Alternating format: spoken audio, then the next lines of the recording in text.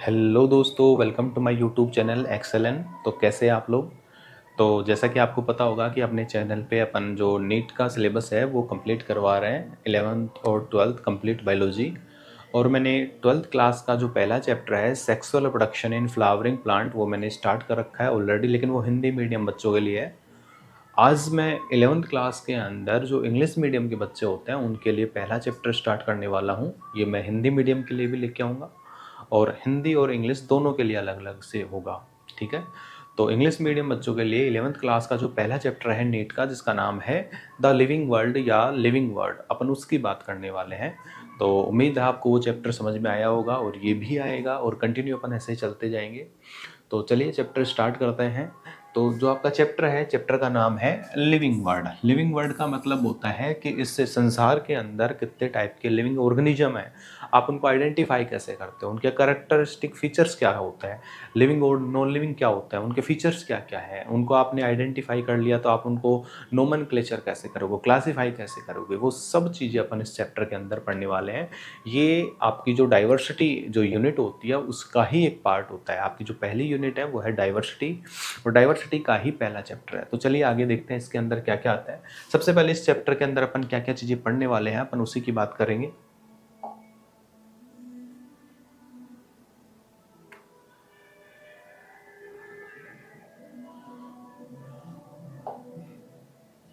सबसे पहले अपन देखेंगे कि जो लिविंग और नॉन लिविंग जो होता है वो क्या है, उसके बारे में बात करेंगे।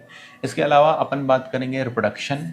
रिप्रोडक्शन क्या होता है, मतलब पहला तो है लिविंग और नॉन लिविंग में अपन डिफरेंस क्या क्या क्या होता है उसके लिए, और उसके लिए अपन कुछ इनके कैरेक्टरिस्टिक फीचर्स देखेंगे। जैसे कि रिप्रोडक्शन हो गया, मेटाबॉलिज्म हो गया, ये कुछ फीचर्स होते हैं, उनके बारे में अपन बात करेंगे। इसके अलावा फिर जैसे ही अपन इनको बात कर लेंगे कि ये लिविंग है ये नॉन लिविंग है, उसके बाद में अपन बात करेंगे नोमेनक्लेचर की। किसकी बात करेंगे बेटा, नोमेनक्लेचर की। और लास्ट में जो अपन बात करेंगे वो अपन बात करेंगे टेक्सोनोमी की। इसके अलावा और अपन क्या क्या बात करेंगे इसमें, इसके अलावा और अपन नेक्स्ट इसमें बात करेंगे बेटा,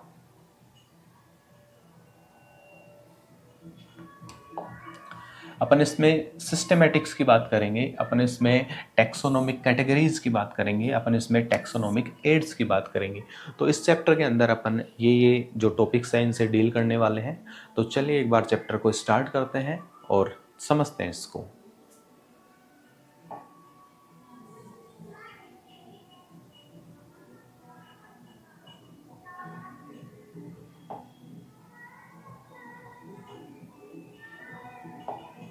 तो पहला जो आपका हेडिंग है वो है बेटा living versus non living. Living versus non living, यानी कि लिविंग क्या होते हैं, नॉन लिविंग क्या होते हैं, इनके अंदर डिफरेंस क्या क्या होता है, इनके अंदर डिफरेंस क्या क्या होता है। ठीक है। तो अपन इसी की बात करने वाले हैं। सबसे पहले बात करते हैं, growth is the increase in size, mass, height of an organism. This occur by cell division. Growth जो होती है वो क्या होती है, इंक्रीज इन साइज यानी कि आकार बढ़ना, साइज बढ़ना, मास मतलब वेट बढ़ना, इसके अलावा हाइट बढ़ना, ये सब क्या होती है, किसी ऑर्गेनिज्म के अंदर होती है। This occur by cell division, और ये सेल डिवीजन के द्वारा भी देखी जा सकती है। नेक्स्ट देखना बेटा, animals grow only up to a certain age, यानी कि जो एनिमल होते हैं वो केवल एक सर्टेन एज तक ही ग्रो कर पाते हैं या वृद्धि कर पाते हैं। एक एज के बाद में एनिमल ग्रो नहीं करते। जैसे अपन होते हैं ह्यूमंस, ह्यूमंस के अंदर एक फिक्स एज होती है, उसके बाद में हाइट बढ़ना बंद हो जाती है। लेकिन याद रखना, जैसे ही हाइट बढ़ना तो बंद हो जाएगी, लेकिन सेल डिवीजन हमेशा होता रहता है। लेकिन जो प्लांट्स होते हैं, प्लांट्स के अंदर जो उनकी पूरी लाइफ होती है उस दौरान कंटिन्यू उसमें सेल डिवीजन होता रहता है, उनकी हाइट भी बढ़ती रहती है, जो अपर पार्ट होते हैं, एपिकल पार्ट होते हैं। In the later years there is a only replacement and repair of worn out cells, यानी कि एक एज के बाद में उनमें हाइट वगैरह साइज वगैरह नहीं बढ़ती, लेकिन हाइट की बात कर रहा हूँ, साइज गलत बोल दिया मैंने, लेकिन उनमें सेल डिवीजन के द्वारा जो डेड सेल होती है उनका रिपेयर होता रहता है, रिप्लेसमेंट होता रहता है। Hence their growth is termed define या डेफिनेट। डेफिनेट का मतलब होता है उनमें एक निश्चित क्या होती है, ग्रोथ होती है। नेक्स्ट देखिए बेटा, plants on the other hand can grow through out their life time. जो प्लांट्स होते हैं वो अपने पूरे लाइफ टाइम क्या करते रहते हैं, ग्रोथ करते रहते हैं। Thus the word indefinite is use for growth in case of plant. इसलिए अपने प्लांट के लिए जो वृद्धि होती है उसको डिफाइन नहीं कर सकते क्योंकि वो कंटिन्यूस में होती रहती है। For example, the greater banyan tree in AGC Bose Indian botanical garden in West Bengal. West Bengal के अंदर आज भी जो इंडियन बोटनिकल गार्डन है वहाँ पे एक 250 साल पुराना क्या है बेटा, एक पीपल का पेड़ है। आप उसको जाके देख सकते हो, उसमें लगातार ग्रोथ हो रही है और वो आज भी है। ठीक है, तो 250 year old and spread across 14,500 metre square area के अंदर वो फैला हुआ है लगातार। आप देख सकते हो बाकायदा जाके उसको। तो कहने का मतलब ये होता है कि जो एनिमल होते हैं उनके अंदर जो ग्रोथ होती है वो मतलब फिक्स होती है, जबकि प्लांट्स के अंदर ये फिक्स या निश्चित नहीं होती। नेक्स्ट अपन बात करते हैं बेटा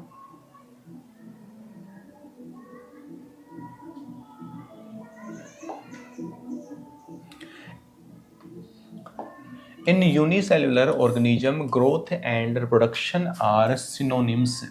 जो एक कोशिकीय या यूनिसेल्युलर ऑर्गेनिज्म होते हैं उनमें ग्रोथ और रिप्रोडक्शन जो होते हैं एक दूसरे के सिनोनिम। सिनोनिम क्या होता है, दोनों का मीनिंग मतलब सेम ही होता है। जैसे मान लीजिए एक यूनिसेल्युलर ऑर्गेनिज्म होता है ये वाला, ठीक है। अब ये कोई एक सिंगल सेल्युलर ऑर्गेनिज्म है, इसने क्या किया, डिवीजन किया। डिवीजन का मतलब इसमें एक से कितनी सेल बन गई, 2 सेल बन गई। तो इसका क्या हो गया बेटा, 2 सेल, एक से 2 सेल, तो इसका मतलब इसकी ग्रोथ हुई है। दूसरा, एक से 2 नई सेल बन गई, रिप्रोडक्शन के थ्रू बनी है। तो रिप्रोडक्शन भी है और ये क्या है, ग्रोथ भी है। तो जो यूनिसेल्युलर ऑर्गेनिज्म होते हैं उनमें जो ग्रोथ और रिप्रोडक्शन होता है वो दोनों क्या होता है, सेम होता है। लेकिन मल्टी सेल्युलर के अंदर ऐसा नहीं होता। अपने के अंदर जैसे सेल की ग्रोथ का मतलब क्या होता है, सेल का नंबर बढ़ना और मास बढ़ना। यहाँ पे सेल का नंबर बढ़ रहा है, 1 से 2 हो गई मतलब ग्रोथ हो गई।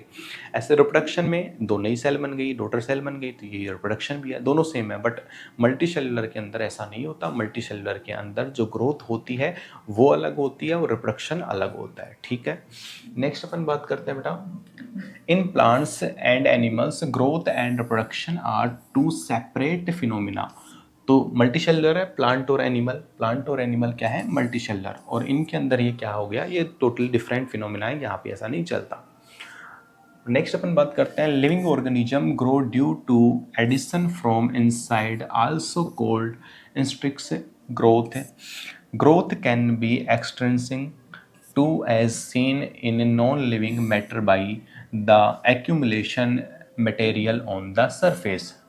लिविंग ऑर्गेनिज्म के अंदर ये जो ग्रोथ होती है वो क्या होती है, अंदर की तरफ से होती है, यानी कि उनकी में इनर साइड ग्रोथ देखने को मिलती है। जबकि जो नॉन लिविंग मटेरियल या कोई भी सब्सटेंस है या कोई भी नॉन लिविंग है उसके अंदर जो ग्रोथ होगी वो एक्सटर्नल होगी। जैसे मान लीजिए यहाँ पे कोई रेत का टीला है, लगातार आंधियाँ चल रही है तो रेत उड़ के भी जाती है और आती भी है उसके ऊपर, तो उसकी साइज कम ज़्यादा होती रहती है।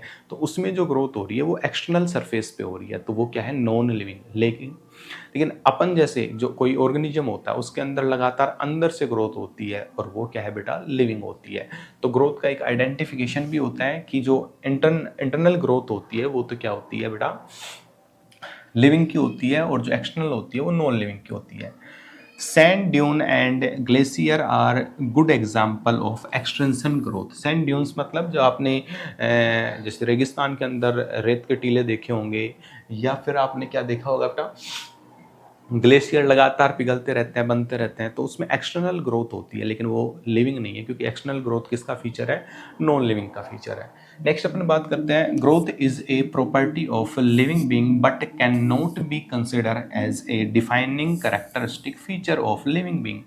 ग्रोथ जो होती है वो केवल, ग्रोथ जो होती है वो लिविंग के अंदर तो होती है, ये बात सही है, लेकिन ये एक डिफाइनिंग फीचर नहीं है। मतलब आप इसे डिफाइन नहीं कर पाते कि वो एक लिविंग ऑर्गेनिज्म है या नॉन लिविंग है, क्योंकि आपको ग्रोथ का जो फीचर है वो लिविंग में भी देखने को मिलता है और नॉन लिविंग में भी देखने को मिलता है, अगर अपन सुपरफिशियली बात करें तो इसलिए जो ग्रोथ होती है वो एक डिफाइनिंग फीचर नहीं होती किसका, लिविंग ऑर्गेनिज्म का, बट ये लिविंग का एक करेक्टर तो है, करेक्टरिस्टिक फीचर नहीं है।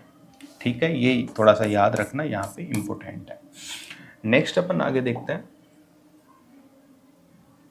रिप्रोडक्शन।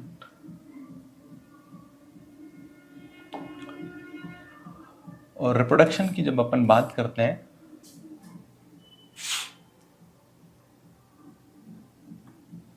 तो नेक्स्ट जो अपन बात करते हैं, पहला तो क्या हो गया, जो लिविंग ऑर्गेनिज्म होते हैं या लिविंग और नॉन लिविंग में जो कैरेक्टरिस्टिक फीचर या जो डिफरेंस होता है उसमें पहला अपन ने बात किया ग्रोथ। दूसरा जो अपन बात करने वाले हैं वो है बेटा रिप्रोडक्शन की। किसकी बात करने वाले हैं? रिप्रोडक्शन की। तो एक बार इसको पढ़ते हैं। Production of new individual organism और offspring by their parents, यानी कि पेरेंट्स के द्वारा एक नई ऑफ स्प्रिंग या फिर अपनी संतति का उत्पन्न होना या प्रोड्यूस होना क्या कहलाता है? रिप्रोडक्शन कहलाता है या फिर जनन कहलाता है। Not essential for survival of individual but essential for the survival of a species. ये किसी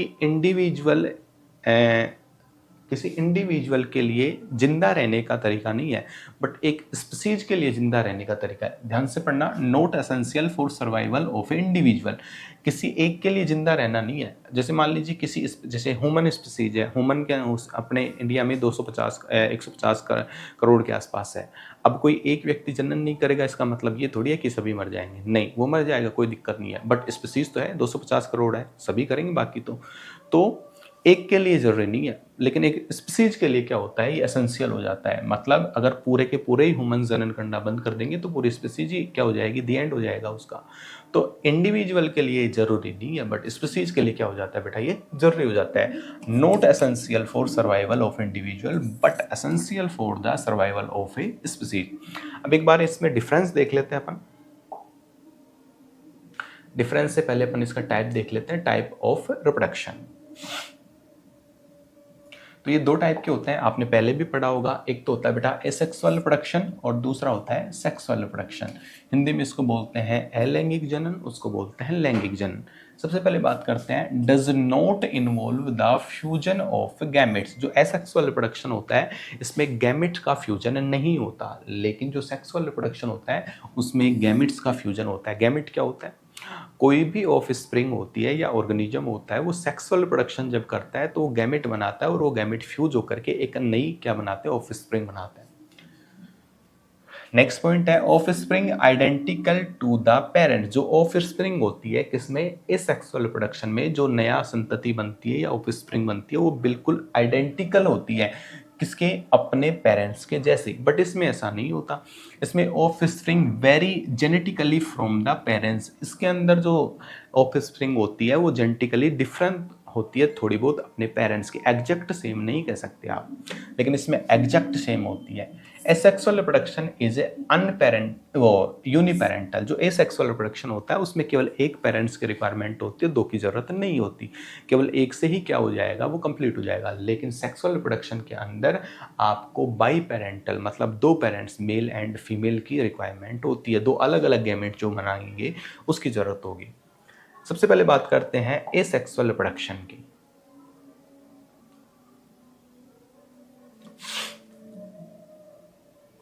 और एसेक्सुअल रिप्रोडक्शन देखो क्या होता है बेटा,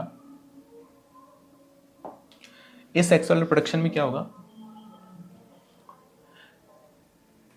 स्पोर फॉर्मेशन इन फंजाई। कुछ एग्जांपल हैं एसेक्सुअल रिप्रोडक्शन के, जैसे कि स्पोर फॉर्मेशन इन फंजाई। फंजाई क्या होती है अपन पढ़ेंगे आगे। 5 किंगडम होते हैं, सबसे पहले मोनेरा, प्रोटिस्टा, फंजाई, प्लांटी और एनिमेलिया। तो फंजाई होता है, उसकी बात कर रही है। तो स्पोर फॉर्मेशन इन फंजाई, तो यहाँ पे देखो fungi multiply and spread easily due to the millions of asexual spore the produce। जो फंजाई होती है वो मल्टीप्लाई करके मिलियंस ऑफ स्पोर क्या करती है, फैला देती है और उनसे एक नई फंजाई होती है। तो इसमें केवल एक फंजाई की रिक्वायरमेंट होती है, किसी दूसरे की नहीं होती। तो ये क्या है, एक प्रकार का asexual reproduction. These are the quite resistance structure and do not damage easily. और ये जो स्पोर्स बनते हैं ये बहुत ज़्यादा रिजिड होते हैं, ऐसे नॉर्मली ये डैमेज नहीं होते। अगर ये गिर गए तो ये वहाँ पे फंगस ग्रो करेंगे, ठीक है। नेक्स्ट होता है बेटा example, budding in the east. Budding in the east, east क्या होता है, एक प्रकार की फंगस ही होती है बेटा। ये एग्जाम्पल्स हैं किसके, एसेक्सुअल रिप्रोडक्शन के। तो budding in the east, east आपने देखा होगा, new individuals from outer growth birds on the bodies of mature organism, यानी कि ईस्ट के अंदर क्या होता है, ईस्ट एक प्रकार का यूनिसेलुलर ऑर्गेनिज्म होता है, अपन पढ़ेंगे फंगस के अंदर। तो उसमें क्या होता है, एक छोटी सी बड लाइक स्ट्रक्चर निकलती है, वो सेपरेट होती है और उससे एक नया ईस्ट बन जाता है, फिर उसमें भी बडिंग होगी काफ़ी सारी और उसे टूट टूट के काफ़ी सारे क्या बन जाएंगे, नए फंगस बन जाएंगे। तो बडिंग होती है, ठीक है। नेक्स्ट है बेटा, एग्जाम्पल क्या है इसके, ईस्ट एंड हाइड्रा। हाइड्रा आपने देखा होगा कुछ इस तरीके का होता है,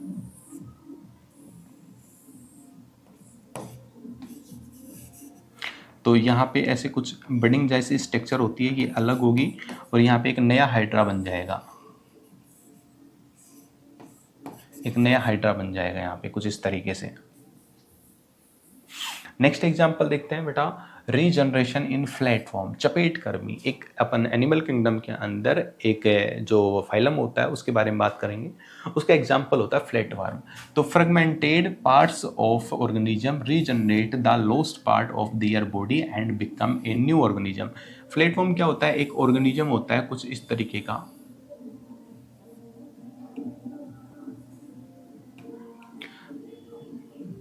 आप इसको ऐसे काट दो, 3-4 टुकड़े कर दो और जो जितने भी टुकड़े हो गए उनसे एक नया क्या बन जाएगा, फ्लैट फॉर्म बन जाएगा।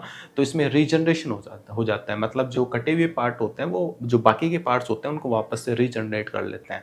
तो ये भी क्या होता है, एक प्रकार का एसेक्सुअल रिप्रोडक्शन होता है। नेक्स्ट है बाइनरी फ्यूजन इन बैक्टीरिया। बैक्टीरिया क्या होता है बेटा, ये बैक्टीरिया है, इससे क्या बन जाएंगे, 2 बन जाएंगे इस तरीके से, 2 सेपरेटली अलग हो जाएंगे। Most common from of reproduction in prokaryotes and a few unicellular eukaryotes। Example क्या है, बैक्टीरिया एंड अमीबा।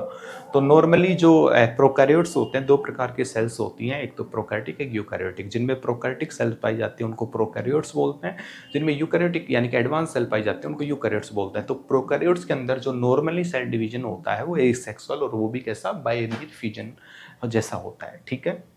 आगे अपन बात करते हैं, नेक्स्ट है बेटा मेटाबॉलिज्म, और ये अपन पढ़ेंगे नेक्स्ट क्लास में। अब तक के लिए इतना ही है। अगर आपको इसमें कोई डाउट है तो आप कमेंट बॉक्स में अपना सवाल पूछ सकते हैं। अगर आपको ये वीडियो अच्छी लगी है तो वीडियो को लाइक कर दीजिए और चैनल को सब्सक्राइब कर लीजिए, बेल आइकन को दबा लीजिए ताकि जब भी मैं नई वीडियो अपलोड करूँ आपको नोटिफिकेशन मिल जाए।